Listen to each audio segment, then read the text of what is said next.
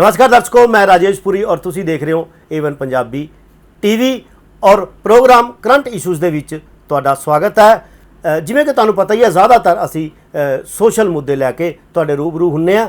ਅੱਜ ਆਪਾਂ ਗੱਲ ਕਰਾਂਗੇ ਬੀਜੇਪੀ ਦੇ ਦਿੱਗਜ ਨੇਤਾ ਅਨਿਲ ਜੋਸ਼ੀ ਜੀ ਬਾਰੇ, ਜਿਨ੍ਹਾਂ ਨੂੰ ਭਾਜਪਾ ਨੇ 6 ਸਾਲ ਲਈ ਪਾਰਟੀ ਵਿੱਚੋਂ ਮੁਅੱਤਲ ਕਰ ਦਿੱਤਾ ਹੈ।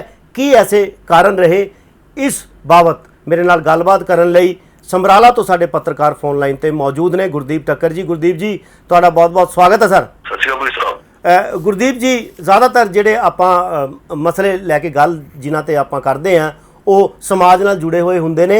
ਅੱਜ ਆਪਾਂ ਗੱਲ ਕਰਾਂਗੇ ਬੀਜੇਪੀ ਦੇ ਦਿੱਗਜ ਨੇਤਾ ਅਨਿਲ ਜੋਸ਼ੀ ਜੀ ਬਾਰੇ, ਜਿਨ੍ਹਾਂ ਨੂੰ ਭਾਜਪਾ ਵੱਲੋਂ 6 ਸਾਲ ਲਈ ਪਾਰਟੀ ਚੋਂ ਕੱਢ ਦਿੱਤਾ ਗਿਆ ਹੈ। ਉਹਨਾਂ ਨੂੰ ਬਾਹਰ ਦਾ ਰਸਤਾ ਦਿਖਾ ਦਿੱਤਾ ਗਿਆ ਹੈ ਔਰ बड़े पुराने लीडर ने और पिछले 35 साल तो जोड़ा है पार्टी नाल जुड़े हुए ने। की कहना चाहोगे इस मसले बारे? देखो, जोशी साहब ने अपने बीजेपी हाई कमांड ਨੂੰ ਇੰਨਾ ਹੀ ਕਿਹਾ ਸੀਗਾ ਵੀ ਤੁਸੀਂ ਕਿਸਾਨਾਂ ਦੀ ਗੱਲ ਸੁਣੋ, ਕਿਸਾਨਾਂ ਦਾ ਮਸਲਾ ਹੱਲ ਕਰੋ, ਪੰਜਾਬ ਕਿਸਾਨੀ ਦੇ ਡਿਪੈਂਡ ਆ। ਤੇ ਉਹਨਾਂ ਨੇ ਕੋਈ ਮਾੜੀ ਗੱਲ ਨਹੀਂ ਕਹੀ ਸੀਗੀ ਵੀ ਉਹਨਾਂ ਪਾਰਟੀ ਦਾ ਉਹਨਾਂ ਵੀ ਜਿਹੜੇ ਹੈਗੇ ਸਾਡੇ ਪੰਜਾਬ ਦੇ ਲੀਡਰ ਆ, ਤੁਹਾਨੂੰ ਹਾਈ ਕਮਾਂਡ ਤੋਂ ਸਹੀ ਤਸਵੀਰ ਨਹੀਂ ਦਿਖਾ ਰਹੇ ਵੀ ਇਸ ਕਰਕੇ ਤੁਸੀਂ ਪੰਜਾਬ ਦੇ ਕਿਸਾਨਾਂ ਦੀ ਗੱਲਬਾਤ ਸੁਣ ਕੇ ਉਹਨਾਂ ਦੇ ਜਿਹੜੇ ਕਾਨੂੰਨ ਨਹੀਂ ਜਾਂਦੇ ਤਾਂ ਉਹਨਾਂ ਬਾਰੇ ਵਿਚਾਰ ਕਰਕੇ ਉਹਨਾਂ ਨਾਲ ਗੱਲਬਾਤ ਕਰਕੇ ਮਸਲਾ ਹੱਲ ਕੀਤਾ ਜਾਵੇ। ਉਹਨਾਂ ਨੇ ਪੰਜਾਬ ਦੇ ਕਿਸਾਨਾਂ ਦੀ ਆਵਾਜ਼ ਉਠਾਈ, ਜੋ ਕਿ ਬੜਾ ਹੀ ਸ਼ਲਾਘਾਯੋਗ ਸੀਗਾ। ਪਰ ਉਹ ਇਹਦੇ ਟਿੱਪਣੀਆਂ ਕਰਨ ਦੇ ਉੱਤੇ ਜੇਕਰ ਬੀਜੇਪੀ ਹਾਈ ਕਮਾਂਡ ਨੇ ਉਹਨਾਂ ਨੂੰ 6 ਸਾਲ ਦੀ ਬਾਹਰ ਕੱਢ ਦਿੱਤਾ ਵਾ, ਤਾਂ ਉਹਨਾਂ ਨੇ ਜੋਸ਼ੀ ਦਾ ਅੱਗੋਂ ਬਿਆਨ ਆਇਆ ਵੀ ਮੇਰੇ ਲਈ ਬੜੀ ਮਾਣ ਵਾਲੀ ਗੱਲ ਆ ਵੀ ਮੈਨੂੰ ਜੇਕਰ ਕਿਸਾਨਾਂ ਦੇ ਲਈ ਆਵਾਜ਼ ਉਠਾ ਕੇ ਬਾਹਰ ਕੱਢ ਦਿੱਤਾ ਜਾਂਦਾ ਤਾਂ ਮੈਨੂੰ ਕੋਈ ਦੁੱਖ ਨਹੀਂ ਹੈ। ਮੈਂ ਮਾਣ ਮਹਿਸੂਸ ਕਰਦਾ ਵੀ ਮੈਂ ਕਿਸਾਨਾਂ ਦੇ ਹੱਕ 'ਚ ਆਵਾਜ਼ ਉਠਾਈ ਆ। ਦੂਜੀ ਗੱਲ ਇਹ ਆ ਪੁਰੀ ਸਾਹਿਬ ਵੀ ਜਿਹੜੇ ਜੋਸ਼ੀ ਸਾਹਿਬ ਨੇ, ਜੋਸ਼ੀ ਜੀ ਬੀਜੇਪੀ ਜਦੋਂ ਅਕਾਲੀ ਭਾਜਪਾ ਗੱਠਜੋੜ ਸੀ ਉਦੋਂ ਮੰਤਰੀ ਰਹੇ ਨੇ ਤੇ ਇਹ ਬੜੇ ਪੁਰਾਣੇ ਕਈ 25-30 ਸਾਲ ਤੋਂ ਇਹ ਬੀਜੇਪੀ ਦੇ ਨਾਲ ਜੁੜੇ ਹੋਏ ਨੇ, ਪੁਰਾਣੇ ਆਗੂ ਤੇ ਵਰਕਰ ਵਜੋਂ ਕੰਮ ਕੀਤਾ ਵਾ। ਤੇ ਜੇਕਰ ਇਹ ਵਰਕਰ ਦੇ ਆਗੂ ਦੀ ਗੱਲ ਨਹੀਂ ਸੁਣਦੀ ਹਾਈ ਕਮਾਂਡ, ਬਲਕਿ ਉਹਨੂੰ ਗੱਲ ਸੁਣਨ ਦੀ ਬਜਾਏ ਉਹਨੂੰ ਬਾਹਰ ਰਸਤਾ ਦਿਖਾ ਦਿੰਦੀ ਆ, ਤੇ ਇਹਦੇ ਨਾਲ ਬੀਜੇਪੀ ਦਾ ਨੁਕਸਾਨ ਹੋਇਆ, ਨਾ ਕਿ ਅਨਿਲ ਜੋਸ਼ੀ ਦਾ ਨੁਕਸਾਨ ਹੋਇਆ। ਅਨਿਲ ਜੋਸ਼ੀ ਦਾ ਪੰਜਾਬ ਦੇ ਵਿੱਚ ਉਹਨਾਂ ਦਾ ਕੱਦ ਉੱਚਾ ਹੋਇਆ ਵਾ। ਅਨਿਲ ਜੋਸ਼ੀ ਦਾ ਕਿਸਾਨਾਂ ਨੂੰ ਸਮਰਥਨ ਮਿਲੂਗਾ, ਬੇਸ਼ੱਕ ਉਹ ਚਾਹੇ ਬੀਜੇਪੀ ਤੋਂ ਬਾਅਦ ਕਿਸੇ ਵੀ ਪਾਰਟੀ ਵਿੱਚ ਜਾਂਦੇ ਨੇ, ਉਹਨਾਂ ਦਾ ਸਿਆਸੀ ਕੱਦ ਵਧੂਗਾ, ਨਾ ਕਿ ਘਟੂਗਾ। ਗੁਰਦੀਪ ਜੀ, ਜਿਵੇਂ ਅਨਿਲ ਜੋਸ਼ੀ ਜੀ ਨੇ ਕਿਹਾ ਸੀ ਕਿ ਸਭ ਤੋਂ ਪਹਿਲਾਂ ਉਹਨਾਂ ਨੇ ਜਿਹੜੇ ਪੰਜਾਬ ਭਾਜਪਾ ਦੇ ਜਿਹੜੇ ਵਰਕਰ ਨੇ ਜਾਂ ਅਹੁਦੇਦਾਰ ਨੇ ਉਹਨਾਂ ਨਾਲ ਗੱਲ ਕਰਨ ਦੀ ਕੋਸ਼ਿਸ਼ ਕੀਤੀ, ਉਹਨਾਂ ਨੂੰ ਸਮਝਾਉਣ ਦੀ ਕੋਸ਼ਿਸ਼ ਕੀਤੀ ਕਿ ਆਪਾਂ ਜਾ ਕੇ ਇਕੱਠੇ ਹੋ ਕੇ ਜਿਹੜਾ ਹੈ ਹਾਈ ਕਮਾਨ ਨਾਲ ਜਾਂ ਆਪਣੀ ਜਿਹੜੀ ਸਰਕਾਰ ਹੈ ਦਿੱਲੀ 'ਚ ਉਹਨਾਂ ਨਾਲ ਆਪਾਂ ਗੱਲ ਕਰਨੀ ਹੈ। ਲੇਕਿਨ ਉਦੋਂ ਤੋਂ ਹੀ ਜਿਹੜੀ ਹੈ ਉਹਨਾਂ ਦੀ ਖਿਲਾਫਤ ਸ਼ੁਰੂ ਹੋ ਗਈ ਸੀ। ਹੁਣ ਫਾਈਨਲੀ ਉਹਨਾਂ ਨੂੰ 6 ਸਾਲ ਵਾਸਤੇ ਪਾਰਟੀ ਵਿੱਚੋਂ ਕੱਢ ਦਿੱਤਾ ਗਿਆ। ਬਿਲਕੁਲ ਜੀ, ਉਹਨਾਂ ਨੇ ਵਧੀਆ ਸੁਝਾਅ ਦਿੱਤਾ ਸੀਗਾ ਵੀ ਸਾਨੂੰ ਜਾ ਕੇ ਦਿੱਲੀ ਹਾਈ ਕਮਾਂਡ ਨੂੰ ਬੀਜੇਪੀ ਜਿਹੜੇ ਬੈਠੇ ਨੇ, ਉਹ ਮੰਤਰੀ ਆ ਚਾਹੇ ਤੋਮਰ ਸਾਹਿਬ ਆ ਚਾਹੇ ਕੋਈ ਆ, ਉਹਨਾਂ ਨੂੰ ਸਹੀ ਪਿਕਚਰ ਦਿਖਾਈਏ, ਸਹੀ ਗੱਲ ਦੱਸੀਏ ਵੀ ਪੰਜਾਬ ਦੇ ਵਿੱਚ ਅਸਲੀ ਪਿਕਚਰ ਕੀ ਹੈ। ਵੀ ਸਾਡੇ ਕੁਝ ਬੀਜੇਪੀ ਆਗੂ ਉਹਨਾਂ ਨੂੰ ਗੁੰਮਰਾਹ ਕਰ ਰਹੇ ਨੇ ਵੀ ਪੰਜਾਬ ਵਿੱਚ ਬੀਜੇਪੀ ਦਾ ਆਧਾਰ ਘਟ ਰਿਹਾ ਵਾ, ਉਹਨਾਂ ਦਾ ਪਾਰਟੀ ਨੂੰ ਖੋਰਾ ਲੱਗ ਰਿਹਾ ਵਾ। ਪਰ ਉਹਨਾਂ ਦੀ ਜਿਹੜੇ ਬੈਠੇ ਨੇ ਕੁਝ ਬੀਜੇਪੀ ਦੇ ਆਗੂ, ਉਹਨਾਂ ਨੇ ਨਹੀਂ ਸੁਣਵਾਈ ਹੋਈ, ਉਹਨਾਂ ਨੇ ਨਹੀਂ ਸਹੀ ਪਿਕਚਰ ਦਿਖਾਈ ਉੱਥੇ। ਇਸ ਕਰਕੇ ਉਹਨਾਂ ਨੂੰ ਜੇਕਰ ਕਹੀਏ ਵੀ ਉਹਨਾਂ ਨੂੰ ਇਸ ਗੱਲ ਦਾ ਸੱਚ ਆਵਾਜ਼ ਉਠਾਉਣ ਦਾ ਖਿਆਲ ਭੁਗਤਣਾ ਪੈ ਗਿਆ ਵੀ ਉਹਨਾਂ ਨੇ ਕਿਸਾਨਾਂ ਦੀ ਸੱਚਾਈ ਦੱਸਣ ਦੀ ਕੋਸ਼ਿਸ਼ ਕੀਤੀ ਸੀ। ਉਹ ਸੱਚਾਈ ਦਾ ਉਹਨਾਂ ਨੂੰ ਇਸ ਖਿਆਲ ਭੁਗਤਣਾ ਪਿਆ ਵੀ ਆਪਣੀ ਮਾਂ ਪਾਰਟੀ ਤੋਂ ਬਾਹਰ ਰਸਤਾ ਕੱਢਣਾ, ਉਹਨਾਂ ਨੂੰ ਬਾਹਰ ਰਸਤਾ ਦਿਖਾ ਦਿੱਤਾ ਗਿਆ। ਗੁਰਦੀਪ ਜੀ, ਜਾਂਦੇ ਜਾਂਦੇ ਮੈਂ ਇੱਕ ਗੱਲ ਜਾਣਨੀ ਚਾਹਾਂਗਾ ਕਿ ਬੀਜੇਪੀ ਪੂਰੀ ਕੋਸ਼ਿਸ਼ ਕਰ ਰਹੀ ਹੈ ਕਿ ਪੂਰੀਆਂ ਦੀ ਪੂਰੀਆਂ ਜਿਹੜੀਆਂ ਸੀਟਾਂ ਨੇ ਲਗਭਗ 117 ਦੇ ਕਰੀਬ ਸਭ ਤੇ ਹੀ ਉਹ ਚੋਣ ਲੜਨਗੇ। ਕਿਸ ਤਰ੍ਹਾਂ ਦਾ ਤੁਸੀਂ ਦੇਖ ਰਹੇ ਹੋ ਗਰਾਊਂਡ ਲੈਵਲ ਤੇ ਉਹਨਾਂ ਨੂੰ ਲੋਕਾਂ ਵੱਲੋਂ ਕਿਸ ਤਰ੍ਹਾਂ ਦਾ ਸਹਿਯੋਗ ਮਿਲੇਗਾ? ਦੇਖੋ, ਬੜੀ ਚੰਗੀ ਗੱਲ ਹੈ ਜੀ ਬੀਜੇਪੀ 117 ਸੀਟਾਂ ਦੇ ਚੋਣ ਲੜਦੀ ਹੈ, ਕਿਉਂਕਿ ਹੁਣ ਉਹਨਾਂ ਦਾ ਕਿਸੇ ਨਾਲ ਗੱਠਜੋੜ ਹੈ ਨਹੀਂ, ਨਾ ਹੀ ਕੋਈ ਪੰਜਾਬ ਦੀ ਜਿਹੜੀ ਪਾਰਟੀ ਉਹਨਾਂ ਨਾਲ ਕੋਈ ਗੱਠਜੋੜ ਕਰੇਗੀ ਮੇਰੇ ਹਿਸਾਬ ਨਾਲ, ਜੋ ਅੱਜ ਦੇ ਹਾਲਾਤ ਨੇ। ਕੱਲ ਦਾ ਪਤਾ ਨਹੀਂ ਜੀ, ਉਹ ਕੱਲ ਸਮਝੌਤੇ ਕਾਲੇ ਕਾਨੂੰਨ ਰੱਦ ਕਰ ਦਿੰਦੀ ਆ ਜਾਂ ਕੋਈ ਕਿਸਾਨਾਂ ਦੇ ਫੇਵਰ 'ਚ ਗੱਲ ਕਰਦੀ ਆ, ਤਾਂ ਕੱਲ ਦਾ ਹਾਲਾਤ ਪਤਾ ਨਹੀਂ। ਕਿ ਅੱਜ ਦੇ ਹਾਲਾਤ ਜਿਹੜੇ ਹੈਗੇ ਬੀਜੇਪੀ ਦੇ ਪੰਜਾਬ ਦੇ ਵਿੱਚ, ਸਭ ਤੋਂ ਉਹ ਮਾੜੀ ਸਿਆਸੀ ਪਾਰਟੀ ਇਹ ਬੀਜੇਪੀ ਹੈ ਜਿਹਦੀ ਸਭ ਤੋਂ ਵੱਧ ਵਿਰੋਧਤਾ ਹੋ ਰਹੀ ਹੈ ਪੰਜਾਬ ਵਿੱਚ। ਉਹਨਾਂ ਨੂੰ ਤਾਂ ਜੇ ਚੋਣਾਂ ਦਾ ਬੜੀ ਦੂਰ ਦੀ ਗੱਲ ਹੈ, ਜੇ ਕਿਤੇ ਮੀਟਿੰਗ ਕਰਦੇ ਨੇ ਉੱਥੇ ਕਿਸਾਨ ਪਹੁੰਚ ਜਾਂਦੇ ਨੇ ਉਹਨਾਂ ਦਾ ਵਿਰੋਧ ਕਰਨ। ਜੋ ਚੋਣਾਂ ਵਿੱਚ ਤਾਂ ਕਦੇ ਪਿੰਡ ਜਾ ਕੇ ਮੀਟਿੰਗ ਕਰਨੀ ਪੈਂਦੀ ਆ, ਇਹ ਤਾਂ ਉਹ ਕਿਤੇ ਪੰਜਾਬ 'ਚ ਕਿਤੇ ਨਾ ਕਿਤੇ ਮੀਟਿੰਗ ਕਰਦੇ ਆ, ਅੱਗੇ ਉਹਨਾਂ ਨੂੰ ਵਿਰੋਧ ਦਾ ਸਾਹਮਣਾ ਕਰਨਾ ਪਊਗਾ। ਬਾਕੀ ਉਹ ਬੀਜੇਪੀ ਦੀ ਸੋਚ ਆ ਆਪਣੀ, ਉਹਨਾਂ ਦੇ ਅਕਾਲੀ ਉਹਨਾਂ ਦੇ ਆਗੂਆਂ ਦੀ ਸੋਚ ਆ ਵੀ ਉਹ ਕੀ ਸੋਚ ਕੇ ਇਲੈਕਸ਼ਨ ਲੜ ਰਹੇ ਨੇ ਤੇ ਉਹਨਾਂ ਨੇ ਕਿਸ ਤਰ੍ਹਾਂ ਇਲੈਕਸ਼ਨ ਲੜਦੀਆਂ। ਪਰ ਅੱਜ ਦੇ ਹਾਲਾਤ ਵਿੱਚ ਤਾਂ ਇਹ ਆ ਵੀ ਲੋਕ ਬੀਜੇਪੀ ਦੇ ਤਾਂ ਦੇਖੋ ਕਾਲੇ ਕਾਨੂੰਨਾਂ ਕਰਕੇ ਵਿਰੋਧ ਨੇ, ਉਲਟਾ ਮਹਿੰਗਾਈ ਜਿਹੜਾ ਤੇਲ ਡੀਜ਼ਲ ਪੈਟਰੋਲ ਪਦਾਰਥ ਜਿਹੜੇ ਹੈਗੇ ਆ ਉਹ ਸਾਰੀ ਮਹਿੰਗਾਈ, ਘਰੇਲੂ ਗੈਸ ਸਿਲੰਡਰ ਸਾਰਾ ਕੁਝ ਸਿੱਖਣਾ ਜ਼ਿਆਦਾ, ਉਹਦੇ ਕਰਕੇ ਤਾਂ ਸਾਰੇ ਭਾਰਤ ਵਿੱਚ ਉਹਨਾਂ ਦੀ ਵਿਰੋਧਤਾ ਹੋ ਰਹੀ ਆ। ਜੀ ਗੁਰਦੀਪ ਜੀ, ਗੱਲਬਾਤ ਕਰਨ ਵਾਸਤੇ ਬਹੁਤ ਬਹੁਤ ਸ਼ੁਕਰੀਆ। Thank you sir. Party line ਤੋਂ ਅਲੱਗ ਹੋ ਕੇ ਨਹੀਂ, ਪਾਰਟੀ ਨੂੰ ਇਹੀ ਕਿਹਾ ਕਿ ਜਿਹੜੀ ਲਾਈਨ ਲੈਣੀ ਚਾਹੀਦੀ ਹੈ ਉਹ ਇਹ ਹੈ ਕਿ ਆਪਾਂ ਪੰਜਾਬ 'ਚ ਪੋਲੀਟਿਕਸ ਕਰਨੀ ਹੈ। ਪੰਜਾਬ 'ਚ ਸਾਡਾ ਭਾਈਚਾਰਾ, ਪੰਜਾਬ 'ਚ ਕਿਸਾਨਾਂ ਨਾਲ ਸਾਡਾ 9 ਮਾਸ ਦਾ ਰਿਸ਼ਤਾ, ਕਿਉਂਕਿ ਇਹ ਐਗਰੀਕਲਚਰ ਸਟੇਟ ਹੈ ਤੇ ਇੱਥੇ ਜਿਹੜੀ ਪੰਜਾਬ ਦੀ ਇਕਨੋਮੀ ਹੈ ਸਾਰੀ ਐਗਰੀਕਲਚਰ ਬੇਸਡ ਹੈ। ਇਸ ਕਰਕੇ ਹਰ ਦੁਕਾਨਦਾਰ, ਹਰ ਵਪਾਰੀ, ਸ਼ੈਲਰ, ਆੜਤ, ਇਹ ਸਭ ਇੰਟਰਲਿੰਕਡ ਹੈ ਸਭ ਕਿਸਾਨਾਂ ਨਾਲ। ਤੇ ਜੇ ਕਿਸਾਨਾਂ ਵਾਸਤੇ ਅਸੀਂ ਹਾ ਦਾ ਨਾਰਾ ਹੀ ਨਹੀਂ ਮਾਰਾਂਗੇ, 500 ਕਿਸਾਨ ਉੱਥੇ ਸ਼ਹੀਦ ਹੋ ਗਏ, ਉਹਦੇ ਵਾਸਤੇ ਹਾ ਦਾ ਨਾਰਾ ਮਾਰਨਾ ਕੀ ਪਾਰਟੀ ਲਾਈਨ ਤੋਂ ਅਲੱਗ ਦੀ ਗੱਲ ਹੈ।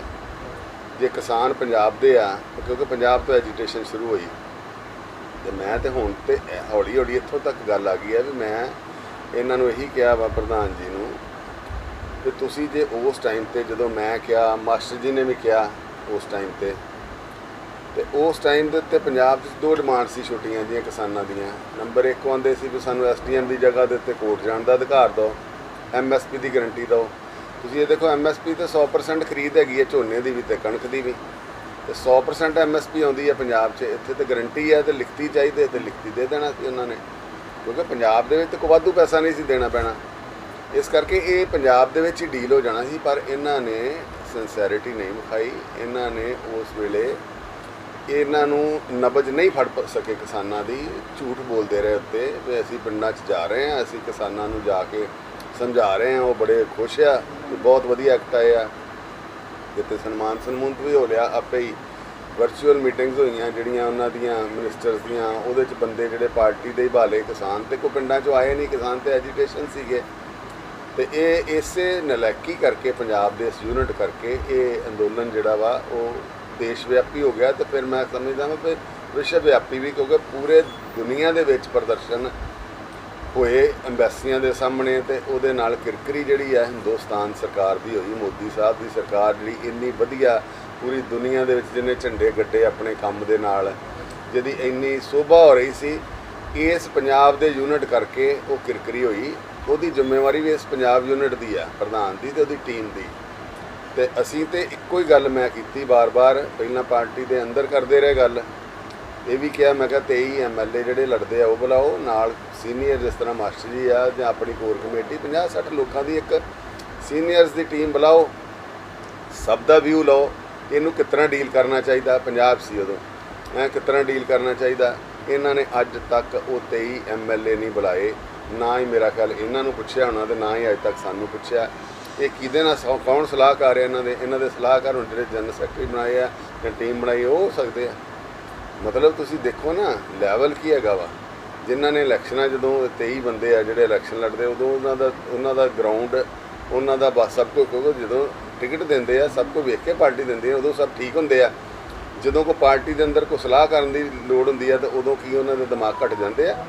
ਇਸ ਕਰਕੇ ਮੇਰਾ ਕਹਿਣਾ ਇਹੀ ਸੀ ਕਿ ਪੰਜਾਬ ਦੇ ਵਿੱਚ ਜੋ ਕਾਰਜਕਰਤਾ ਨਾਲ ਇਸ ਵੇਲੇ ਹੋ ਰਿਹਾ, ਫਿਰ ਦੇਸ਼ ਵਿਆਪੀ ਤੇ ਹੋ ਹੀ ਗਿਆ, ਇਹ ਡੈਡਲੌਕ ਕਾਇਮ ਹੋ ਹੀ ਗਿਆ, ਪਰ ਜੋ ਪਾਰਟੀ ਦੇ ਕਾਰਜਕਰਤਾ ਨਾਲ ਹੁੰਦਾ ਪਿਆ, ਮੈਂ ਇਹਨਾਂ ਨੂੰ ਬਾਰ-ਬਾਰ ਇਹੀ ਕਿਹਾ ਕਿ ਪੰਜਾਬ ਦੀ BJP ਨੂੰ ਪੰਜਾਬ ਦੇ ਕਿਸਾਨਾਂ ਨਾਲ ਸਟੈਂਡ ਲੈਣਾ ਚਾਹੀਦਾ। ਸਾਨੂੰ ਹਿੱਕ ਢਾਹ ਕੇ ਦਿੱਲੀ ਨਾਲ ਗੱਲ ਕਰਨੀ ਚਾਹੀਦੀ ਆ।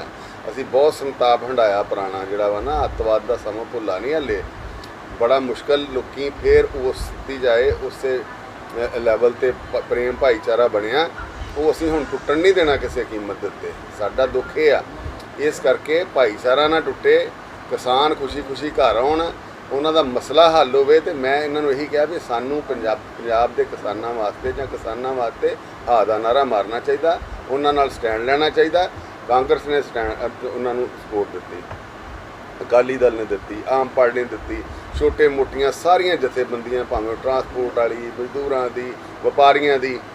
ਤੇ ਅਸੀਂ ਜਿਹੜਾ BJP ਵਾਲੇ ਜਿਹੜੇ ਇੱਕ ਵੱਖਰਾ ਰਾਗ ਲਾਤੇ ਪਏ ਹਾਂ, ਬਾਕੀ ਸਾਰੇ 95% ਲੋਕ ਜਿਹੜੇ ਉਹ ਗੱਲ ਕਰਦੇ ਪਏ ਕਿਸਾਨਾਂ ਦੀ। ਤੇ ਜੇ ਅਸੀਂ ਵੀ ਕਿਸਾਨਾਂ ਦੇ ਨਾਲ ਖੜੇ ਹੁੰਦੇ ਤਾਂ ਘੱਟ ਤੋਂ ਘੱਟ ਸਾਡਾ ਵਰਕਰ ਤਾਂ ਨਾ ਕੁੱਟਿਆ ਜਾਂਦਾ। ਕਾਂਗਰਸ ਦੇ ਆਖੇ ਨਹੀਂ ਮਸਲਾ ਹੱਲ ਹੋਇਆ, ਅਕਾਲੀ ਦਲ ਦੇ ਨਹੀਂ ਹੋਇਆ, ਆਪ ਦੇ ਨਹੀਂ ਹੋਇਆ, ਤੇ ਅਸੀਂ ਵੀ ਕਹਿ ਸਕਦੇ ਵੀ ਸੈਂਟਰ ਸਰਕਾਰ ਵਿਚਾਰ ਕਰਦੀ ਪਈ ਆ, ਅਸੀਂ ਤੁਹਾਡੇ ਨਾਲ ਆ, ਅਸੀਂ ਹੋਰ ਪ੍ਰੈਸ਼ਰ ਬਣਾਉਨੇ ਆ। ਸੈਂਟਰ ਸਰਕਾਰ ਨਹੀਂ ਮੰਨਦੀ, ਅਸੀਂ ਤਾਂ ਤੁਹਾਡੇ ਨਾਲ ਖੜੇ ਨਾ। ਸਾਡੇ ਵਰਕਰ ਦਾ ਇਹ ਹਾਲ ਨਹੀਂ ਹੁੰਦਾ ਫਿਰ ਜੋ ਹੁੰਦਾ ਪਿਆ। ਸਾਡੇ ਐਮਐਲਏ ਦੇ ਕੱਪੜੇ ਲੱਥ ਕੇ ਇੰਨਾ ਬੁਰਾ ਹਾਲ ਹੋਇਆ। ਇਹ ਜ਼ਿੰਮੇਵਾਰੀ ਪੰਜਾਬ ਪ੍ਰਧਾਨ ਦੀ ਨਹੀਂ ਗੀ।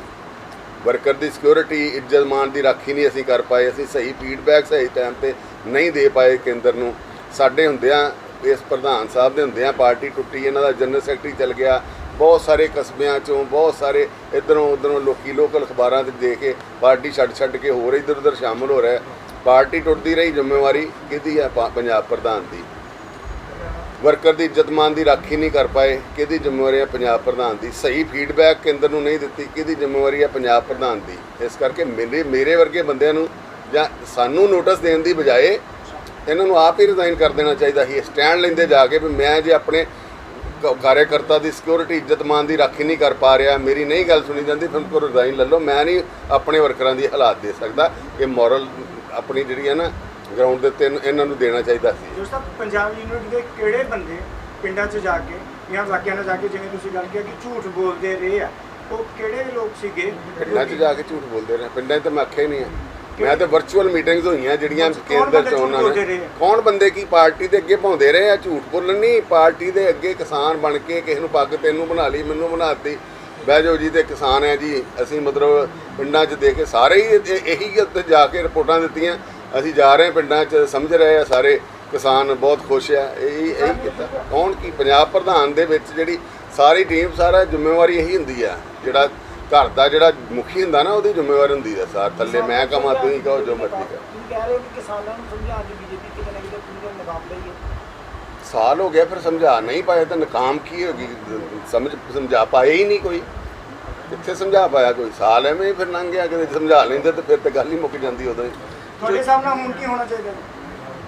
ਮੈਂ ਤਾਂ ਇਹੀ ਕਿਹਾ ਵਾ ਕਿ ਸਾਨੂੰ ਸਟੈਂਡ ਲੈਣਾ ਚਾਹੀਦਾ। ਪੰਜਾਬ ਵੇਖੋ, ਪੰਜਾਬ 'ਚ ਰਾਜਨੀਤੀ ਕਰਨੀ ਆ, ਪੰਜਾਬ 'ਚ ਸਾਰਾ ਸਿਸਟਮ ਆ।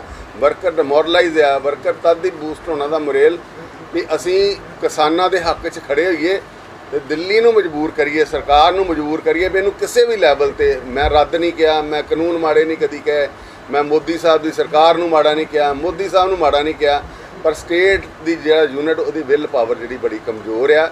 ਇਹ ਆਪਣੀ ਉੱਥੇ ਨਹੀਂ ਗੱਲ ਰੱਖ ਪਾਏ ਵੀ ਮੈਂ ਆਪਣੇ ਪੰਜਾਬ ਦੇ ਲੋਕਾਂ ਨੂੰ, ਵਰਕਰਾਂ ਨੂੰ ਕਿਸ ਤਰ੍ਹਾਂ ਸੰਭਾਲਾਂ, ਕੀ ਜਵਾਬ ਦੇਵਾਂ। ਜਾਂ ਇਸ ਮਸਲੇ ਨੂੰ ਕਿਸੇ ਵੀ ਲੈਵਲ ਤੇ ਹੱਲ ਕਰੋ ਜਾਂ ਮੈਨੂੰ ਛੁੱਟੀ ਦੇ ਦਿਓ। ਹੱਥ ਜੋੜ ਦੇਣੇ ਚਾਹੀਦੇ। ਤਾਂ ਬੀਜੇਪੀ ਦਾ ਕੋਰ ਕਮੇਟੀ ਦੀਆਂ ਮੀਟਿੰਗਾਂ ਕਰ ਰਹੇ ਨੇ, ਉਹ ਕਹਿੰਦੇ 117 ਦੇ ਇਲੈਕਸ਼ਨ ਲੜਨਗੇ, ਕਿਉਂਕਿ ਇਹ ਓਵਰ ਕੌਨਫੀਡੈਂਟ ਹੈ ਉਹਨਾਂ ਦਾ। ਓਵਰ ਨਹੀਂ, ਆਪਣੇ ਆਪ ਨੂੰ ਝੂਠ ਬੋਲਦੇ ਪਏ ਆ ਉਹ। ਜਦੋਂ ਬੰਦਾ ਰੋਜ਼ ਆਪਣੇ ਆਪ ਨੂੰ ਝੂਠ ਬੋਲੇ ਨਾ, ਤਾਂ ਉਹਨੂੰ ਸੁਪਨੇ ਫਿਰ ਸਰਕਾਰਾਂ ਦੇ ਆਉਂਦੇ ਹੁੰਦੇ ਆ।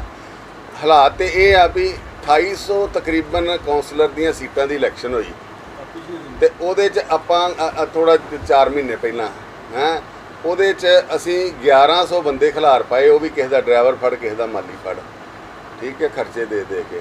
ਤੇ ਉਹਦੇ 'ਚੋਂ 45 ਅਸੀਂ ਪੂਰੇ ਪੰਜਾਬ 'ਚ ਜਿੱਤੀਆਂ। 98% ਜ਼ਮਾਨਤਾਂ ਜ਼ਬਤ ਹੋਈਆਂ। 1-1.5% ਤੋਂ ਵੱਧ ਵੋਟ ਨਹੀਂ ਪਈ ਸਾਨੂੰ। ਤੇ ਅਸੀਂ ਇਹਨੇ 117 ਹੁਣ ਲੜਨੇ ਆ। ਤੇ ਮੈਨੂੰ ਪਤਾ ਨਹੀਂ ਕਿਹੜਾ ਨਾ ਕੋਈ ਜਾਦੂ ਦਾ ਚਿਰਾਗ ਆ ਗਿਆ ਜਿਹੜਾ ਘਸਾ ਕੇ ਤੇ ਇਹਨਾਂ ਨੇ 117 ਜਿੱਤਣੀਆਂ। ਪੰਜਾਬ ਪ੍ਰਧਾਨ ਦੇ ਅਸਤੀਫੇ ਦੇ ਨਾਲ ਕੀ ਸੁਧਾਰ ਹੋ ਸਕਦਾ ਤੁਹਾਡੇ ਮੁਤਾਬਿਕ? ਜੇ ਸੁਧਾਰ ਹੋਵੇ ਨਾ ਹੋਵੇ, ਮੋਰਲ ਗਰਾਊਂਡ ਦੇ ਉੱਤੇ ਮੈਂ ਤਾਂ ਕਹਿੰਦਾ ਵੀ ਆਪਣੀ ਵੇਖੋ ਅੰਦਰ ਆਪਣੇ ਨੂੰ ਝਾਤੀ ਮਾਰਨੀ ਚਾਹੀਦੀ ਹੈ ਵੀ ਮੈਂ ਇਹ 'ਚੋਂ ਕੋਈ। ਜੇ ਪਠਾਨਕੋਟ ਦੇ ਵਿੱਚ ਇੰਨੀ ਟੁੱਟਿਆ, ਇੱਥੇ ਸੁਜਾਨਪੁਰ ਪਠਾਨਕੋਟ ਦਾ ਹਿੱਸਾ ਨਹੀਂ ਗਾ, ਪਠਾਨਕੋਟ ਹੀ ਆ ਨਾ। ਉੱਥੋਂ ਮੈਂ ਹੋ ਕੇ ਆਇਆ। ਇੰਨੀ ਪੀੜਾ ਵਾ ਕਾਰਜਕਰਤਾ ਦੀ, ਪਾਰਟੀ ਛੱਡਦੀ ਆ। ਇੰਨਾ ਪੁਰਾਣਾ 5 ਵਾਰੀ ਜਿੱਤਿਆ ਕੌਂਸਲਰ, ਮਿਊਨਿਸਪਲ ਕਮੇਟੀ ਦਾ ਪ੍ਰਧਾਨ ਰਿਹਾ, ਮਤਲਬ ਲੈਵਲ ਦਾ ਇੱਕ ਤਕੜੇ ਲੈਵਲ ਦਾ ਵਰਕਰ ਛੱਡ ਕੇ ਚਲੇ ਗਿਆ। ਜੇ ਆਪਣਾ ਜ਼ਿਲ੍ਹਾ ਨਹੀਂ ਆਪਾਂ ਸਾਂਭ ਪਾ ਰਹੇ ਤੇ ਪੂਰੇ ਪੰਜਾਬ ਨੂੰ ਕਿਸ ਤਰ੍ਹਾਂ ਸੰਭਾਲਾਂਗੇ? ਤੁਸੀਂ ਵੀ ਕਦਾਵਰ ਨੇਤਾ ਰਹੇ ਹੋ ਕਾਲੀ ਬੀਜੇਪੀ ਦੇ ਸਰਕਾਰ ਦੇ ਟਾਈਮ ਦੇ ਉੱਤੇ, ਔਰ ਹੁਣ ਜੇ ਪਾਰਟੀ ਲਾਈਨ ਕੀ ਹੋਣੀ ਚਾਹੀਦੀ ਹੈ ਬੀਜੇਪੀ ਦੀ? ਬੀਜੇਪੀ ਦੀ ਪਾਰਟੀ ਲਾਈਨ ਜੋ ਪੰਜਾਬ ਦੇ ਮੁੱਦੇ ਉਹਨਾਂ ਨਾਲ ਖੜੇ ਹੋਣ ਦੀ ਹੋਣੀ ਚਾਹੀਦੀ ਹੈ। ਅਸੀਂ ਯੂਪੀ ਬਿਹਾਰ 'ਚੋਂ ਵੋਟਾਂ ਨਹੀਂ ਲੈਣੀਆਂ, ਦਿੱਲੀ 'ਚੋਂ ਨਹੀਂ ਲੈਣੀਆਂ, ਪੰਜਾਬ 'ਚ ਹੀ ਰਾਜਨੀਤੀ ਕਰਨੀ ਹੈ। ਇਸ ਕਰਕੇ ਪੰਜਾਬ ਦੀ SYL ਦੇ ਉੱਤੇ ਕੇਂਦਰ ਦਾ ਵਿਊ ਹੋਰ ਸੀ। ਕੇਂਦਰ ਚਾਹੁੰਦੀ ਸੀ SYL ਨਹਿਰ ਬਣੇ। ਪੰਜਾਬ ਬੀਜੇਪੀ ਨੇ ਉਸ ਵੇਲੇ ਸਟੈਂਡ ਲਿਆ ਵੀ ਅਸੀਂ ਪੰਜਾਬ ਦੇ ਨਾਲ ਹਾਂ, ਅਸੀਂ ਪੰਜਾਬ ਦਾ ਪਾਣੀ ਨਹੀਂ ਜਾਣ ਦੇਵਾਂਗੇ। ਇਹ ਨਹੀਂ ਕਹਿ ਸਕਦੇ ਅਸੀਂ ਪੰਜਾਬ ਦੇ ਕਿਸਾਨਾਂ ਦੇ ਨਾਲ ਹਾਂ, ਅਸੀਂ ਪੰਜਾਬ ਦੇ ਕਿਸਾਨਾਂ ਦੇ ਹੱਕ 'ਚ ਖੜੇ ਹਾਂ। ਇਹ ਮਸਲਾ ਹੱਲ ਹੋਣਾ ਚਾਹੀਦਾ। ਪੰਜਾਬ ਦੇ ਆਗੂ ਹੀ ਸਰ ਹਰਜੀਤ ਗਰੇਵਾਲ ਜੀ ਜਿਹੜੇ, ਉਹ ਹਜੇ ਵੀ ਉਹਨਾਂ ਦਾ ਬਿਆਨ ਆ ਰਿਹਾ ਵੀ ਕਿਸੇ ਵੀ ਸ਼ਰਤ ਤੇ ਕਾਨੂੰਨ ਰੱਦ ਨਹੀਂ ਹੋਣਗੇ। ਕੀ ਕਹਿਣਾ ਉਹਨਾਂ ਦਾ? ਉਹਨਾਂ ਨੂੰ ਪਤਾ ਨਹੀਂ ਕਿੰਨੇ ਅਥਾਰਟੀ ਦੇ ਦਿੱਤੀ, ਮੈਨੂੰ ਤਾਂ ਇਹ ਨਹੀਂ ਸਮਝ ਆਉਂਦੀ ਨਾ ਕਿਸੇ ਮੀਟਿੰਗ 'ਚ ਬੈਠੇ 11 ਦੌਰ ਦੀ ਮੀਟਿੰਗ ਹੋਈ ਹੈ ਨਾ, ਮੀਟਿੰਗ 'ਚ ਕਿਸੇ 'ਚ ਨਹੀਂ ਬੈਠੇ। ਉਹਨਾਂ ਨੂੰ ਤਾਂ ਤੁਸੀਂ ਭਾਅ ਦੇਈ ਜਾਂਦੇ ਜੇ, ਮੇਰਾ ਤਾਂ ਖਿਆਲ ਹੈ ਕਿ ਤੁਹਾਨੂੰ ਭਾਅ ਦੇਣਾ ਬੰਦ ਕਰਨਾ ਤੁਸੀਂ ਚਾਹੀਦਾ। ਪਠਾਨਕੋਟ ਜ਼ਿਲ੍ਹੇ ਚ ਆਏ ਹੋ, ਮਾਸਟਰ ਜੀ ਵੀ ਕਿਤੇ ਨਾ ਕਿਤੇ ਪਲੇਟਫਾਰਮ ਤੋਂ ਦੇਖੋ ਮੈਂ ਤੇ ਮਾਸਟਰ ਜੀ ਦਾ ਅੱਜ ਤੇ ਮੈਂ ਪਤਾ ਲੈਣ ਵੀ ਆਇਆ, ਇੱਕ ਮੈਂ ਸੁਜਾਨਪੁਰ ਆਇਆ ਸੀ। ਸਿਰਫ ਤੁਸੀਂ ਦੋਨਾਂ ਨੂੰ ਅਸੀਂ ਕਹਿ ਸਕਦੇ ਆ ਵੀ ਇਹ ਪਾਰਟੀ ਤੋਂ ਨਾਰਾਜ਼ ਚੱਲ ਰਹੇ, ਕੀ ਕਰ ਨਹੀਂ ਰਹੇ ਨਾਰਾਜ਼ ਕਿੱਥੇ ਚੱਲ ਰਹੇ ਆ, ਅਸੀਂ ਤਾਂ ਪਾਰਟੀ ਨੂੰ ਬਚਾਉਣ ਵਾਸਤੇ ਆਪਣੇ ਆਪ ਨੂੰ ਝੋਂਕਤਾ ਵਾ। ਤੇ ਪਾਰਟੀ ਦੇ- ਨਾਰਾਜ਼ਗੀ ਹੁੰਦੀ ਆ ਵੀ ਚੰਗਾ ਤਮਾਸ਼ਾ ਵੇਖੀਏ ਪਾਸੇ ਹੋ ਜ਼ਿਲ੍ਹੇ ਦੇ ਕੇ ਵਿੱਚ ਤੇ ਹੋਰ ਕੀ ਹੋ ਵੀ ਰਿਹਾ, BJP ਉਹ ਅਸੀਂ ਲੀਡਰ ਤਮਾਸ਼ਾ ਨਹੀਂ ਵੇਖਦੇ ਪਏ, ਅਸੀਂ ਆਪਣੇ ਆਪ ਨੂੰ ਦਾਅ ਤੇ ਲਾਇਆ। ਨਹੀਂ, ਪਰ ਇਸ ਤੋਂ ਇਲਾਵਾ ਜ਼ਿਲ੍ਹੇ ਮਾਸਟਰ ਜੀ ਨੇ ਸਾਰੀ ਜ਼ਿੰਦਗੀ ਲਾਈ ਪਾਰਟੀ ਪਿੱਛੇ, 34-35 ਸਾਲ ਮੈਨੂੰ ਹੋ ਗਿਆ। ਕਿਸ ਲੈਵਲ ਤੇ ਕੰਮ ਕੀਤਾ, ਐਮਐਲਏ ਹੁੰਦਿਆਂ ਵੀ ਲੋਕਾਂ ਕਰਕੇ ਲੜਦਾ ਰਿਹਾ, ਧਰਨੇ ਲਾਉਂਦਾ ਰਿਹਾ ਸਰਕਾਰ ਦੇ ਖਿਲਾਫ, ਮੰਤਰੀ ਹੁੰਦਿਆਂ ਵੀ ਐਮਐਲਏ ਟਾਈਮ ਤੇ ਮੇਰੇ 12 ਸਾਥੀਆਂ ਦੇ ਗੋਲੀਆਂ ਵੱਜੀਆਂ। ਪਾਰਟੀ ਦਾ ਕੰਮ ਕਰਦੇ ਆ, ਬਲਾਕ ਸੰਮਤੀ ਜ਼ਿਲ੍ਹਾ ਪ੍ਰੀਸ਼ਦ ਦੀਆਂ ਇਲੈਕਸ਼ਨਾਂ ਸੀ, ਦੂਜੇ ਪਾਸੇ ਅਕਾਲੀ ਦਲ ਅਲੱਗ ਲੜਦਾ ਪਿਆ ਸੀ, ਅਸੀਂ ਬੀਜੇਪੀ ਅਲੱਗ ਲੜਦੀ ਪਈ ਸੀ। ਉਸ ਵੇਲੇ ਇਲੈਕਸ਼ਨਾਂ 'ਚ ਹੁੰਦੀਆਂ ਚੀਜ਼ਾਂ ਅਸੀਂ ਨਹੀਂ ਚੁੱਕੇ। ਮੰਤਰੀ ਟਾਈਮ ਦੇ ਉੱਤੇ ਪਾਰਟੀ ਦਾ ਕੰਮ ਕਰਦੇ ਆ, ਮੇਰੇ ਭਰਾ ਤੇ ਗੋਲੀਆਂ ਚੱਲੀਆਂ, ਨਹੀਂ ਚੁੱਕੇ। ਮੈਂ ਮੰਡਲ ਪ੍ਰਧਾਨ ਸੀ ਜਦੋਂ, ਵਾਜਪਾਈ ਸਾਹਿਬ ਦਾ ਪੁਤਲਾ ਨਹੀਂ ਸੀ ਸਣ ਦਿੱਤਾ, 400 ਲੋਕਾਂ ਦੇ ਜਲਸੇ 'ਚ ਵੜ ਗਿਆ ਸੀ ਸਟੇਜ ਦੇ ਉੱਤੇ ਤੇ ਪੁਤਲਾ ਨਹੀਂ ਸੀ ਸਣ ਦਿੱਤਾ, ਤੇ ਮਤਲਬ ਜਦੋਂ ਲੜ ਲਿਆ 307 ਦਾ ਮੇਰੇ ਤੇ ਪਰਚਾ ਆਇਆ ਸੀ, ਨਹੀਂ ਚੁੱਕੇ। ਇਸ ਲੈਵਲ ਤੇ ਕੰਮ ਕੀਤਾ, ਸਾਨੂੰ ਪੀੜਾ ਨਹੀਂ ਗਈ 34-35 ਸਾਲ ਕੰਮ ਕਰਕੇ ਪਾਰਟੀ ਸਾਡੇ ਸਾਹਮਣੇ ਬਿਖਰਦੀ ਹੋਵੇ, ਪਾਰਟੀ ਸਾਡੇ ਸਾਹਮਣੇ ਜਿਹੜੀ ਆ ਛੱਡ ਲੋਕ ਜਾਣ ਡਏ ਹੁਣ, ਸਾਡੇ ਵਰਕਰ ਦੇ ਕੱਪੜੇ ਤੱਕ ਲਾਹ ਤੇ ਜਾਣ, ਅਸੀਂ ਉਹਨੂੰ ਇਨਸਾਫ ਨਾ ਦਵਾ ਪਾਈਏ। ਤੇ ਜਿਹੜਾ ਪ੍ਰਧਾਨ ਦਾ ਕਸਟੋਡੀਅਨ ਹੁੰਦਾ, ਪ੍ਰਧਾਨ ਜਿਹੜਾ ਨਾ ਉਹ ਪਾਰਟੀ ਦਾ ਮਾਈ ਬਾਪ ਹੁੰਦਾ ਵਾ, ਉਹਨੂੰ ਉਹਦੀ ਟੱਬਰ ਜਿਹੜਾ ਵਾ ਸਾਰੇ ਉਹਦਾ ਇਹ ਹਾਲ ਹੁੰਦਾ ਹੋਵੇ ਤੇ ਪਾਰਟੀ ਪ੍ਰਧਾਨ ਤੇ ਕੋਈ ਅਸਰ ਨਾ ਹੋਵੇ। ਮੈਂ ਜੀ ਭਰਾ ਜੋਸ਼ੀ ਸਾਹਿਬ ਦਾ ਬੜਾ ਸ਼ੁਕਰਗੁਜ਼ਾਰ ਹਾਂ ਕਿ 4 ਦਿਨ ਮੈਂ ਬਿਸਤਰ 'ਤੇ ਰਿਹਾ, ਮੇਰਾ ਪਤਾ ਕਰਨ ਆਏ ਨੇ, ਮੈਂ ਤੇ ਇਸ ਗੱਲ ਤੇ ਬੜਾ ਸ਼ੁਕਰਗੁਜ਼ਾਰ ਹਾਂ। ਬਾਕੀ ਜਿਹੜੀਆਂ 2-3 ਤੁਸੀਂ ਮੁੱਦੇ ਉਠਾਏ ਨੇ, ਮੈਂ ਨਾ 3 'ਚ ਨਾ 13 'ਚ 12 ਸਾਲ ਦਾ ਮੈਂ ਘਰ 'ਚ ਬੈਠਾ। ਹੁਣ ਜਿਸਲੇ ਕਿਸਾਨਾਂ ਦਾ ਅੰਦੋਲਨ ਚੱਲਿਆ ਤੇ ਪਾਰਟੀ ਦੇ ਅੰਦਰ ਜੋ ਕੁਝ ਵੀ ਬਿਖਰਾਵ ਨਜ਼ਰ ਆਇਆ ਤੇ ਪੱਤਰਕਾਰ ਮੇਰੇ ਕੋਲ ਪੁੱਛਦੇ ਨੇ ਕੋਈ ਗੱਲਾਂ, ਕੋਈ ਸਵਾਲ, ਤੇ ਮੈਨੂੰ ਕੀ ਕਹਿਣਾ ਚਾਹੀਦਾ, ਚੁੱਪ ਰਹਿਣਾ ਚਾਹੀਦਾ? ਮੈਂ ਕਹਿ ਦਿਆਂ ਕਿ ਚੰਗਾ ਜੀ, ਮਿਹਰਬਾਨੀ। ਮੈਨੂੰ ਤੇ ਉਹ ਦੁਖਦ ਜਵਾਬ ਜਿਹੜੇ ਨੇ ਦੇਣੇ ਪੈਂਦੇ ਨੇ ਜਦੋਂ ਕੋਈ ਪੱਤਰਕਾਰ ਮੇਰੇ ਕੋਲ ਪੁੱਛਦਾ। ਅਦਰਵਾਈਜ਼ ਤੇ 12 ਸਾਲ ਦਾ ਮੈਂ ਚੁੱਪ ਹੀ ਸੀ। ਤੁਸੀਂ ਇਹ ਕੋਈ ਐਗਜ਼ਾਮਪਲ ਦੱਸ ਦਿਓ ਜਦੋਂ ਮੈਂ ਕਿਤੇ ਕੋਈ ਗੱਲ ਕੀਤੀ ਹੋਏ। ਹੁਣ ਰੀਸੈਂਟਲੀ ਕੋਈ ਪੱਤਰਕਾਰ ਮੇਰੇ ਕੋਲ ਪੁੱਛ ਕੇ ਆ ਜਾਂਦੇ ਨੇ ਪੁੱਛਣ ਵਾਸਤੇ ਕਿ ਤੁਸੀਂ ਇਲੈਕਸ਼ਨ ਲੜਨਾ ਜੀ, ਬਾਈ ਦਾ ਪਾਰਟੀ ਟਿਕਟ ਦੇਗੀ? ਮੈਂ ਕਿਹਾ ਹਾਂ ਜੀ ਜ਼ਰੂਰ ਲੜਾਂਗੇ। ਦੂਜਾ ਪ੍ਰਸ਼ਨ ਕਰਦੇ ਨੇ ਜੀ ਫਿਰ ਅਸ਼ਵਨੀ ਕਿੱਥੇ ਜਾਏਗਾ? ਮੈਂ ਕਿਹਾ ਜੀ ਜਦ ਤੱਕ ਅਸ਼ਵਨੀ ਹੈ ਮੈਂ ਇਲੈਕਸ਼ਨ ਨਹੀਂ ਲੜ ਸਕਦਾ। ਮੈਂ ਤਾਂ ਇਹ ਗੱਲਾਂ ਕਹੀਆਂ, ਦੂਜੀ ਗੱਲ ਤਾਂ ਕੋਈ ਕੀਤੀ ਨਹੀਂ। ਤੀਸਰੀ ਗੱਲ ਜਿਹੜੀ ਜੋਸ਼ੀ ਸਾਹਿਬ ਨੇ ਕਹੀ ਹੈ, ਜਿਹੜੇ ਦੂਜਾ ਪ੍ਰਸ਼ਨ ਹੈ ਤੁਹਾਡਾ, ਜੋਸ਼ੀ ਸਾਹਿਬ ਨੇ ਕੋਈ ਐਂਟੀ ਪਾਰਟੀ ਤੇ ਨਹੀਂ ਨਾ ਗੱਲ ਕੀਤੀ। ਉਹਨੇ ਕਿਹਾ ਕਿ ਕਿਸਾਨ ਦੀ ਗੱਲ ਸੁਣੀ ਜਾਵੇ, ਪਾਰਟੀ ਦਾ ਹਿੱਤ ਹੋਏਗਾ, ਇਹ 'ਚ ਕੋਈ ਮਾੜੀ ਗੱਲ ਨਹੀਂ ਕਹੀ। ਮੈਂ ਵੀ ਇਹੀ ਗੱਲ ਕਹੀ ਹੈ ਕਿ ਕੇਂਦਰ ਸਰਕਾਰ ਕਿਸਾਨਾਂ ਨੂੰ ਪੁਚਕਾਰ ਕਰਕੇ ਟੇਬਲ ਟਾਕ 'ਤੇ ਬਿਠਾਵੇ। ਦੂਸਰੀ ਗੱਲ ਕਿਸਾਨਾਂ ਨੂੰ ਕਹੀ ਹੈ ਕਿ ਜ਼ਿੱਦ ਛੱਡੋ, ਇਹ ਜਿਹੜੇ ਕ੍ਰਿਸ਼ੀ ਕਾਨੂੰਨ ਰੱਦ ਕਰਨੇ ਆ ਇਹਦੀ ਜ਼ਿੱਦ ਛੱਡੋ, ਟੇਬਲ 'ਤੇ ਬੈਠੋ, ਉੱਥੇ ਰੱਦ ਕਰਾ ਲਓ। ਇਹਦੇ 'ਚ ਕਿਹੜੀ ਵੱਡੀ ਗੱਲ? ਲੋੜਾ ਆ ਗਿਆ। ਅਸੀਂ ਤਾਂ ਕੋਈ ਪਾਰਟੀ ਦੇ ਖਿਲਾਫ ਕਦੇ 100 ਜਨਮ ਨਹੀਂ ਜਾ ਸਕਦੇ। ਜਿਸ ਪਾਰਟੀ ਨੂੰ ਅਸੀਂ ਖੜਾ ਕੀਤਾ, ਜਿਸ ਪਾਰਟੀ 'ਚ ਅਸੀਂ ਖੂਨ ਡੋਲਿਆ, ਜਿਸ ਪਾਰਟੀ ਦੀ ਖਾਤਰ ਅਸੀਂ ਜੇਲ੍ਹਾਂ ਸਹੀਆਂ ਨੇ, ਜਿਸ ਪਾਰਟੀ ਦੀ ਖਾਤਰ ਕਾਂਗਰਸ ਦੀਆਂ ਲਾਠੀਆਂ ਸਹੀਆਂ ਨੇ, ਉਸ ਪਾਰਟੀ ਦੇ ਖਿਲਾਫ ਅਸੀਂ ਸੋਚ ਹੀ ਨਹੀਂ ਸਕਦੇ ਜਾਣਾ, ਇਹ ਕਦੇ 3 ਕਾਲ ਨਹੀਂ ਸੋਚ ਸਕਦੇ। ਤੀਸਰਾ ਪ੍ਰਸ਼ਨ ਤੁਸੀਂ ਇਹ ਕਿਹਾ ਕਿ ਬਈ ਮੋਦੀ ਸਾਹਿਬ ਨੇ ਬੇਇਨਸਾਫੀ। ਮੈਂ ਇਹ ਕਿਹਾ ਕਿ ਬਈ ਪੰਜਾਬ ਨੂੰ ਜਿਹੜੀ ਬਾਰਡਰ ਸਟੇਟ ਹੈ, ਇੱਥੇ 1-2 ਮਿਨਿਸਟਰ ਹੋਰ ਬਣਾਉਣੇ ਚਾਹੀਦੇ ਨੇ। ਇਹ ਗੱਲ ਕਹੀ ਹੈ, ਮੈਂ ਤਾਂ ਇਹਦੀ ਮਾੜੀ ਗੱਲ ਨਹੀਂ ਕੀਤੀ। ਮੈਂ ਨਾ ਮੋਦੀ ਦੇ ਖਿਲਾਫ ਕੀਤੀ, ਨਾ ਗੱਲ ਕੀਤੀ। ਜੋਸ਼ੀ ਸਾਹਿਬ ਤਾਂ ਕਹਿ ਰਹੇ ਨੇ ਕਿ ਪ੍ਰਧਾਨ ਹੋਣਾ ਨੂੰ ਹੀ ਅਸਤੀਫਾ ਦੇਣਾ ਚਾਹੀਦਾ, ਤੁਹਾਡਾ ਕੀ ਕਹਿਣਾ ਇਸ ਬਾਰੇ? ਦੇਖੋ, ਅਸਤੀਫਾ ਦੇਣਾ ਜਾਂ ਨਹੀਂ ਦੇਣਾ ਮੇਰਾ ਵਿਸ਼ੇ ਨਹੀਂ ਹੈਗਾ ਜੀ, ਇਹ ਮੇਰਾ ਵਿਸ਼ੇ ਨਹੀਂ ਹੈਗਾ। ਮੈਂ ਨਾ ਮੇਰੇ ਤੋਂ ਪੁੱਛ ਕੇ ਬਣਾਇਆ ਪਾਰਟੀ ਨੇ, ਨਾ ਮੇਰੇ ਕਹਿਣ 'ਤੇ ਕਿਸੇ ਨੇ ਹਟਾਉਣਾ। ਸੋ ਮੇਰੇ ਪੁੱਛਣ ਦਾ ਤਾਂ ਮਤਲਬ ਹੀ ਨਹੀਂ ਕੋਈ ਗਾ। ਮੈਨੂੰ ਤੁਸੀਂ ਇਹ ਕਹੋਗੇ ਕਿ ਪਾਰਟੀ ਦੇ ਦਰਿਏ ਵਿਛਾਣੀ ਹੋਣੇ ਵਿਛਾ ਦੇਣੀ ਹੈ, ਜੋਸ਼ੀ ਨੇ ਵੀ ਵਿਛਾਣੀ ਹੈ, ਇਹ ਪੁੱਛ ਲੈਣ ਗੱਲ, ਜੋਸ਼ੀ ਨੂੰ ਵੀ ਪੁੱਛ ਲੈਣਾ। ਜੋਸ਼ੀ ਨੇ ਵੀ ਦਰਿਏ ਵਿਛਾਣੀ, ਅਸੀਂ ਵੀ ਦਰਿਏ ਵਿਛਾਣੀ ਹੈ। ਸਾਡੇ ਪੱਲੇ ਕੀ ਆ? ਸਾਡੇ ਦੇ ਪੱਲੇ ਹੀ ਕੁਛ ਨਹੀਂ। ਪਿਛਲੇ 12 ਸਾਲ ਦਾ ਪਾਰਟੀ ਦੇ ਵੱਲੋਂ ਨਾ ਅਸੀਂ 3 'ਚ, ਨਾ ਅਸੀਂ 13 'ਚ, ਨਾ ਅਸੀਂ ਮੀਟਿੰਗ 'ਚ, ਨਾ ਸਾਨੂੰ ਸੁਣਿਆ ਜਾਂਦਾ, ਨਾ ਸਾਨੂੰ ਬੁਲਾਇਆ ਜਾਂਦਾ। ਸੋ ਕੋਈ ਯਾਰ ਸਾਨੂੰ ਕੋਈ ਤੁਹਾਡੇ ਵਰਗੇ ਆਦਮੀ ਆ ਜਾਂਦੇ ਨੇ ਪੁੱਛਣ ਵਾਸਤੇ ਕਿ ਇਹ ਮਾਸਟਰ ਇਹ ਹੋ ਗਿਆ, ਮਾਸਟਰ ਇਹ ਹੋ ਗਿਆ, ਫਿਰ ਸਾਨੂੰ ਜਵਾਬ ਦੇਣਾ ਪੈਂਦਾ ਯਾਰ ਅਸੀਂ ਚੁੱਪ, ਜਾਂ ਤਾਂ ਅਸੀਂ ਗੂੰਗੇ ਹੋਈਏ, ਬਹਿਰੇ ਹੋਈਏ ਤੇ ਅਸੀਂ ਜਵਾਬ ਨਾ ਦਈਏ। ਹੁਣ ਕੋਈ ਪੁੱਛਣ ਆ ਜੇ ਤੇ ਅਸੀਂ ਜਵਾਬ ਤਾਂ ਦੇਣਾ ਹੀ ਹੈ। ਹੁਣ ਜਿਹੜੀ ਸਟੇਟ ਜਿਹੜੀ ਲੀਡਰਸ਼ਿਪ ਹੈਗੀ ਹੈ ਤੁਹਾਡੀ ਪੰਜਾਬ ਦੀ, ਤੁਹਾਡੇ ਮੁਤਾਬਿਕ ਸਹੀ ਕੰਮ ਕਰ ਰਹੀ ਹੈ ਉਹ, ਜਾਂ ਫਿਰ ਇਹ ਸਟੇਟ ਲੀਡਰਸ਼ਿਪ ਜਿਹੜੀ ਹੈਗੀ ਹੈ ਇਹ 'ਚ ਚੇਂਜ ਹੋਣੇ ਚਾਹੀਦੇ ਆ? ਤੁਸੀਂ ਮੈਨੂੰ ਨਾਲ ਜਾਓ, ਅਸੀਂ ਇਸ ਟੀਮ ਦੀ ਜਿਹੜੀ ਪੰਜਾਬ ਦੀ ਇਸ ਵੇਲੇ ਦੀ ਟੀਮ ਹੈ ਨਾ ਜੀ, ਉਹਨੂੰ ਮੁਬਾਰਕਬਾਦ ਹੀ ਦਿਓ ਤੁਸੀਂ ਬਸ ਮੇਰੇ ਵੱਲੋਂ ਕਿ ਬਹੁਤ ਬਈ ਸ਼ਾਬਾਸ਼ ਬਈ, ਬੜਾ ਅੱਛਾ ਕੰਮ ਕਰ ਰਹੇ ਹੋ, ਧੜਾ ਧੜ ਤੁਸੀਂ ਅੱਗੇ ਵਧੋ, ਬਸ ਤੁਸੀਂ 117 ਸੀਟਾਂ ਤੇ ਜਿੱਤੋ, ਮੇਰਾ ਥਾਪੜਾ ਲਵੋ, ਬਸ ਮੈਂ ਤੇ ਇਹੀ ਗੱਲ ਕਹਿਣੀ ਹੈ। ਵੈਸੇ ਉਹਨਾਂ ਦਾ ਸਵਾਲ ਚੱਕਦੇ ਪੂਰੀ ਪੰਜਾਬ ਜਿਹੜਾ ਯੂਨਿਟ ਹੈਗਾ ਉਹਦੇ ਤੇ ਨਹੀਂ, ਜੋ ਮੈਂ- ਸਾਹਿਬ ਦੇ ਨਾਲ ਤੁਸੀਂ ਸਹਿਮਤ ਨਹੀਂ ਹੋ? ਹੁਣ ਮੈਂ ਉਹ ਕਹਿ ਰਹੇ ਹੈਗੇ ਨਹੀਂ ਇਹ ਤੁਸੀਂ ਮੇਰੇ ਮੂੰਹ 'ਚ ਨਾ ਪਾਓ, ਮੈਂ ਤੇ ਅਸ਼ੀਰਵਾਦ ਦੇ ਰਿਹਾ ਕਿ ਬਈ ਇਹ ਮੌਜੂਦਾ ਟੀਮ 117 ਸੀਟਾਂ ਤੇ ਜਿੱਤ ਕੇ ਆਏ, ਅਸੀਂ ਭੰਗੜਾ ਪਾਈਏ, ਮੈਂ ਵੀ ਪਾਵਾਂਗਾ, ਜੋਸ਼ੀ ਵੀ ਪਾਉਣਗੇ, ਗੱਲ ਖਤਮ। ਅਸੀਂ ਕੀ ਕਹਿ ਰਹੇ ਹਾਂ? ਅਸੀਂ ਕੋਈ ਖਿਲਾਫ ਗੱਲ ਕਰ ਰਹੇ ਹਾਂ? ਐਡੇ ਸ਼ਕਤੀਸ਼ਾਲੀ ਪ੍ਰਧਾਨ ਨੇ 117 ਸੀਟਾਂ ਨਹੀਂ ਜਿੱਤ ਸਕਦੇ, ਤੁਹਾਡੇ ਸਾਹਮਣੇ ਜਿੱਤ ਕੇ ਆਉਣਗੇ, ਤੁਸੀਂ ਦੇਖੋ। ਅਜੇ ਐਵੇਂ ਤੂੰ ਐਵੇਂ ਮੈਂ ਸਵਾਲ ਕਰੀ ਜਾਂਦਾ, ਅਸੀਂ ਤੇ ਮੁਬਾਰਕ 17 ਸੀਟਾਂ ਦੇ ਕਿਆ ਕੈਂਡੀਡੇਟ ਮਿਲ ਜਾਣਗੇ ਹੈ 117 ਦੇ। ਮੈਂ ਤੁਹਾਨੂੰ ਲਿਸਟ ਕੱਢ ਕੇ ਦੱਸਾਂ, ਇੱਕ ਸੀਟ ਤੇ 12 ਆਦਮੀਆਂ ਦੀ ਲਿਸਟ ਹੈ ਨਾ ਸਾਡੇ ਕੋਲ। ਕਿਉਂ ਜੀ? ਹੁਣੇ ਤਾਂ ਜਿਸ ਤਰ੍ਹਾਂ ਨੇ ਕਿਹਾ ਕਿਸੇ ਦਾ ਡਰਾਈਵਰ ਫੜ ਲਿਆ, ਕਿਸੇ ਦਾ ਮਾਲੀ ਫੜ ਲਿਆ, ਉਹ ਜਿਹੜੇ ਚੁਣਾਵ ਮੈਂ ਲਿਸਟਾਂ ਦੀ ਗੱਲ ਕਰ ਰਿਹਾ, ਲੜਾਉਣ ਵਾਸਤੇ ਤਾਂ ਅਜੇ ਮੈਂ ਲਿਸਟਾਂ ਦੀ ਗੱਲ ਕਰ ਰਿਹਾ। ਲਿਸਟਾਂ 'ਚ ਕੌਣ ਹੈ ਇਹ ਥੋੜਾ ਮੈਂ ਦੇਖਿਆ, ਮੈਂ ਲਿਸਟਾਂ ਦੀ ਗੱਲ ਕਰ ਰਿਹਾ। 10 12 ਲਿਸਟਾਂ ਬਣੀ ਪਈ ਨੇ, ਇੱਕ ਕਾਂਸਟੀਚੁਐਂਸੀ। ਪਠਾਨਕੋਟ 'ਚ ਮੈਂ ਗਿਣਾ ਦੇਣਾ 12 ਆਦਮੀ ਦੀ ਲਿਸਟਾਂ ਨੇ। ਕਿੰਨਾ ਹੋ ਜੀ ਪਠਾਨਕੋਟ? ਹਾਂ, ਪਹਿਲੇ ਅਨਿਲ ਵਾਸੁਦੇਵਾ, ਅਨਿਲ ਰਾਮਪਾਲ, ਮਾਸਟਰ ਮੋਹਨ ਲਾਲ, ਅਸ਼ਵਨੀ ਸ਼ਰਮਾ, ਹਾਂਜੀ ਚੂੰਡੀ ਪ੍ਰਧਾਨ, 4-5 ਹੋਰ ਆਦਮੀ ਗਿਣਾ ਦੇਣਾ। ਕਿੰਨੇ ਹਰ ਜਗ੍ਹਾ ਤੇ ਲਿਸਟ ਹੈਗੀ ਹੈ, ਲਿਸਟਾਂ ਦੱਸਣਾ ਹੈ। ਮੈਂ ਤਾਂ 4-5 ਹੀ ਆਦਮੀ ਦੱਸਣੇ, ਮੈਂ ਨਹੀਂ, ਮੇਰਾ ਦਿੱਲੀ ਕਿਤੇ ਇਲੈਕਸ਼ਨ ਲੜਨਾ।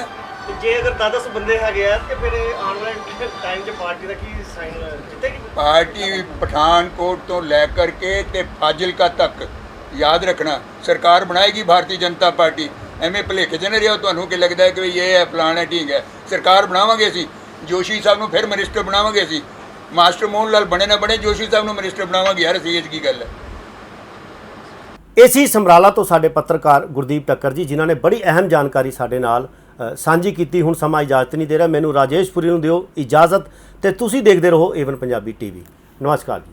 ਫ੍ਰੀ ਲੀਫ ਆਯੁਰਵੈਦਿਕ ਆਇਲ 125 ਬਿਮਾਰੀਆਂ ਦਾ ਸੰਪੂਰਨ ਇਲਾਜ, ਜਿਵੇਂ ਗਠੀਆ, ਸਰਵਾਈਕਲ, ਮਾਈਗ੍ਰੇਨ ਅਤੇ ਸਰੀਰ ਵਿੱਚ ਕਿਸੇ ਵੀ ਕਿਸਮ ਦੀ ਦਰਦ ਕਿਉਂ ਨਾ ਹੁੰਦੀ ਹੋਵੇ, ਇੱਥੋਂ ਤੱਕ ਕਿ ਬਲੌਕੇਜ ਦੇ ਨਾਲ ਬਣੀਆਂ ਕਈ ਬਿਮਾਰੀਆਂ ਦਾ ਇੱਕੋ ਇੱਕ ਇਲਾਜ ਹੈ ਫ੍ਰੀ ਰਿਲੀਫ ਆਯੁਰਵੈਦਿਕ ਆਇਲ, ਯਾਨੀ ਕਿ 125 ਬਿਮਾਰੀਆਂ ਦਾ ਸੰਪੂਰਨ ਇਲਾਜ। ਫ੍ਰੀ ਰਿਲੀਫ ਵਿਜ਼ੀਲੈਕਸ weight lose, ਮੋਟਾਪੇ ਤੋਂ ਪਰੇਸ਼ਾਨ ਹੋਣ ਦੀ ਜ਼ਰੂਰਤ ਨਹੀਂ, ਵਜ਼ਨ ਘਟਾਓ ਤੇ ਖੁਸ਼ ਹੋ ਜਾਓ। ਫ੍ਰੀ ਰਿਲੀਫ ਪਾਵਰ ਮਰਦਾਨਾ ਕਮਜ਼ੋਰੀ ਨੂੰ ਖਤਮ ਕਰਦਾ ਹੈ ਤੇ ਨਰਕ ਭਰੀ ਜ਼ਿੰਦਗੀ ਵਿੱਚ ਲਿਆਉਂਦਾ ਹੈ ਰੌਣਕ। ਫ੍ਰੀ ਰਿਲੀਫ ਪਾਵਰ ਕਬਜ਼ ਤੋਂ ਪਰੇਸ਼ਾਨ ਹੋਣ ਦੀ ਹੁਣ ਜ਼ਰੂਰਤ ਨਹੀਂ ਹੈ। ਕਬਜ਼ ਤੋਂ ਛੁਟਕਾਰਾ ਪਾਉਣ ਲਈ ਆ ਗਿਆ ਕਬਜ਼ ਹਰ ਚੂਰਨ।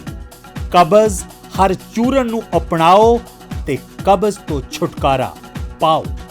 ਹੁਣ ਤੱਕ ਲੱਖਾਂ ਮਰੀਜ਼ ਲੈ ਚੁੱਕੇ ਨੇ ਫਾਇਦਾ। ਵਧੇਰੇ ਜਾਣਕਾਰੀ ਲਈ ਤੁਸੀਂ ਸੰਪਰਕ ਕਰ ਸਕਦੇ ਹੋ 94784 84087। ਨੰਬਰ ਇੱਕ ਵਾਰ ਫਿਰ ਤੁਸੀਂ ਨੋਟ ਕਰ ਸਕਦੇ ਹੋ 9478 484087।